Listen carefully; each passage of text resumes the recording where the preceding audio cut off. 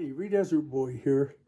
Hey, I just wanted to talk to you for a minute today because I've been wanting to post I want to do about a 5-part series. It turned out to be about 5 parts in a supplement about, sharing my experience and what it was like for me, my opinions, my thoughts on how I went on a path from interest in firearms to EDC. And so for me, as with many people, you have to decide whether you're even interested. So, my approach is, of course, you always want to make sure you're being in compliance with all your local, state, and federal firearms laws, rules, permitting, training, and all that.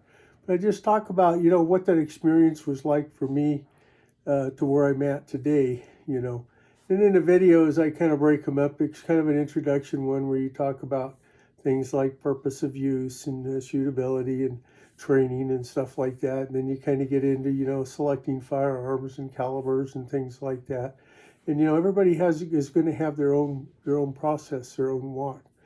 Talking about safety. Safety is always paramount. That's always number one. But what about support for that firearm, or what about if you travel, or what if you decide to move,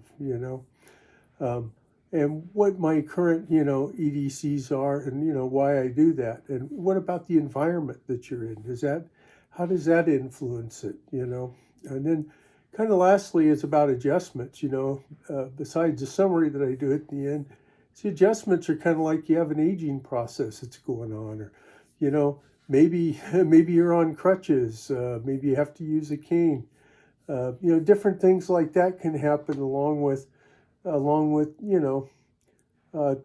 you decide you're going to travel, you're on vacation, or maybe you're retired. What's reciprocity about? Just kind of at a high level, things like that. So, I just wanted to, take the time maybe to share that with all of you. If you think that sounds good, that's, let me know. If you think it sounds really stupid, like Desert Boy, I really don't care.